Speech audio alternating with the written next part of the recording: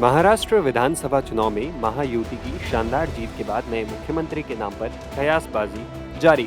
महायुति ने चुनाव में प्रचंड बहुमत तो हासिल कर ली है, लेकिन नतीजे आने के 8 दिन बीत जाने के बाद भी सीएम के नाम का ऐलान नहीं हुआ है। नया मुख्यमंत्री कौन होगा, इसे लेकर बैठकों का दौर जारी है। हालांकि सियासी गलियारों में राज्य के नए मुख्यमंत्री के तौर पर अलग अलग नामों की चर्चा हो रही है।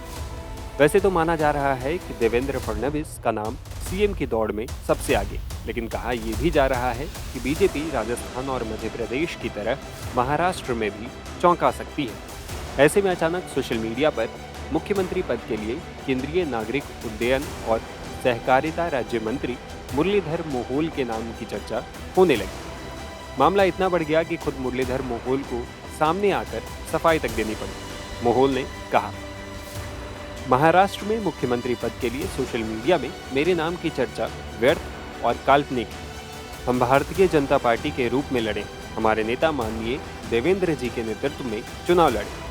महाराष्ट्र की जनता ने भी ऐतिहासिक बहुमत दिया है। हमारी भारतीय जनता पार्टी में पार्टी का अनुशासन और पार्टी का निर्णय सर्वोच्च। ऐसे निर्णय संसदीय बोर्ड में आम सहमति से लिए जाते हैं, सोशल मीडिया पर चर्चा से नहीं। और एक बार संसदीय बोर्ड में निर्णय हो जाने के बाद पार्टी का निर्णय हमारे लिए सर्वोच्च होता है, इसलिए सोशल मीडिया पर मेरे नाम की चर्चा निरर्थक है। इधर मीडिया रिपोर्ट्स में दावा किया जा रहा है कि महाराष्ट्र के नए मुख्यमंत्री पद का शपथ समारोह 5 दिसंबर को हो सकता है। इससे पहले बीजेपी और फिर महायुति की बैठक होगी। इसमें औपचारिक तौर पर मुख्यमंत्री के नाम का ऐलान किया जाएगा। बीजेपी विधायक दल की बैठक सोमवार को होने की संभावना जताई जा रही है। वहीं शपथ ग्रहण समारोह आजाद मैदान में होने की उम्मीद है। इधर सरकार गठन को लेकर जारी खींचतान और शिंदे के नाराजगी की खबरों के बीच शिवसेना की तरफ से पहली बार सार्वजनिक तौर पर एक बड़ी डिमांड रखी गई। पार्टी ने गठबंधन दलों से नई सरकार में गृह मंत्रालय की मांग की। शिवसेना नेता संजय शिरसाट का कहना है कि महाराष्ट्र की नई सरकार में शिवसेना को गृह विभाग मिलना चाहिए। देखिए, कल सीएम साहब उनके गांव गए हैं। वहां उन्होंने एक अपना तरीका उनका है। एक तो वो कभी बीमार रहे या तो कोई डिसीजन लेना रहे, तो शांति के लिए आप देखेंगे सीएम का फोन भी नॉट रिचेबल रहेगा, ना उनके कोई पीए का फोन लगेगा। एक शांति के लिए वो जाते 2 दिन वो वहां निकालने के बाद एक अच्छा सा डिसीजन उनके दिमाग में जो आता है वो आने के बाद यहां वो जाहिर करते हैं। लेकिन महायुति का सरकार जो बनने जा रही है उसके बारे में उन्होंने स्पष्ट तौर पे कहा है कि मेरा कोई भी स्पीड ब्रेकर ये सीएम बनने में नहीं है। इसलिए उन्होंने प्रेस लेके ये सब बातें जाहिर की है। दिल्ली में अमित शाह साहब के साथ जो चर्चा हुई उसके अंदर भी उन्होंने ये बताया कि आप जो भी डिसीजन लेंगे वो मेरे पार्टी को और मुझे मान्य रहेगा, हमारा कोई उसको विरोध नहीं रहेगा।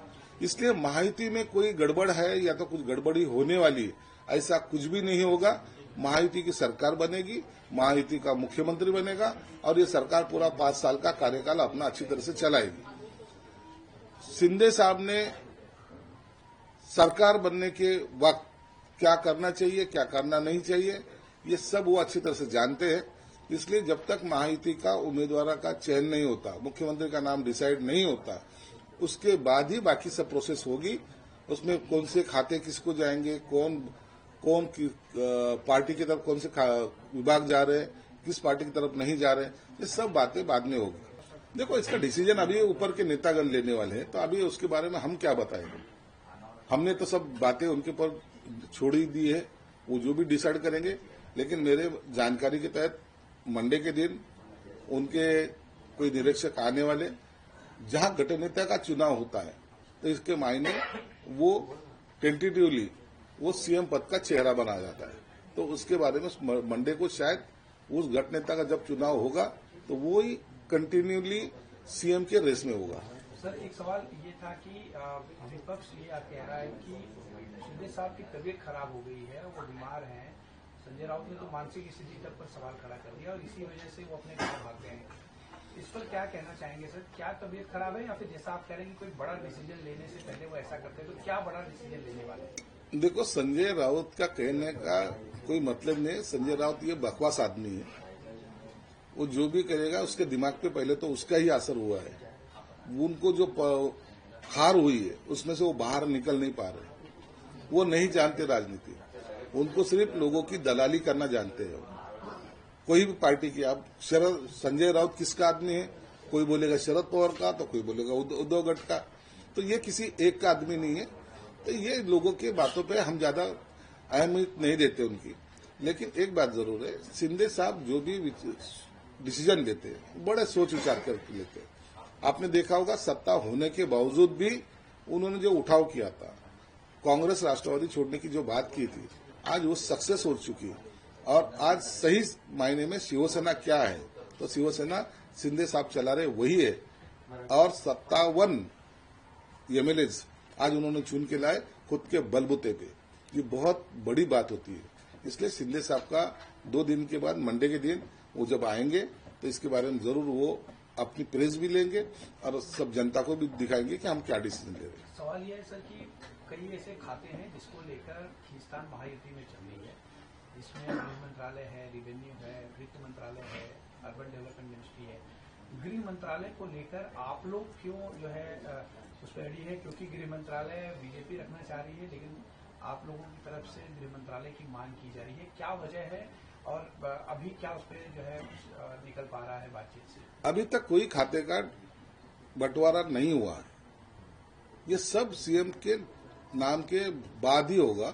लेकिन जो आप बता रहे, अगर ऐसा होता है, अगर बीजेपी का सीएम बनता है तो बट नेचुरल है होम मिनिस्ट्री हमारे पास आना चाहिए। और जैसे last time CM Eknath Shinde साहब थे तो होम मिनिस्टर ये अपने देवेंद्र फडणवीस साहब थे, तो वैसे इंटरचेंज तो होते रहते और वो करना भी चाहिए।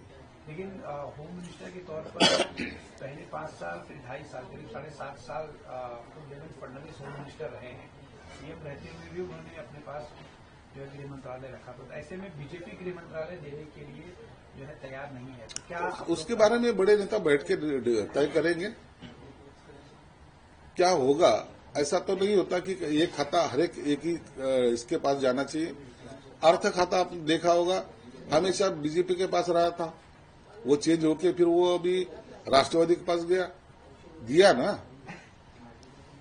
फाइनेंस डिपार्टमेंट तो उनके पास ही रहता था, वो दिए अजय दादा को। तो ऐसा खाता चेंज करने में कोई इतनी दिक्कत नहीं आती। लेकिन मुझे लगता है अभी ये सब बातें सीएम के नाम के बाद ही होगी। यानी गृह मंत्रालय के लिए आप लोग आग्रही रहेंगे?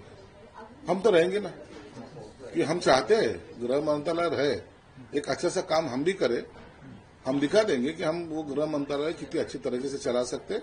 और महाराष्ट्र में जो शांतता सुव्यवस्था रखना चाहिए, उसके लिए मुझे लगता है कि हम सक्षम तरीके से उसको चला भी पाएंगे।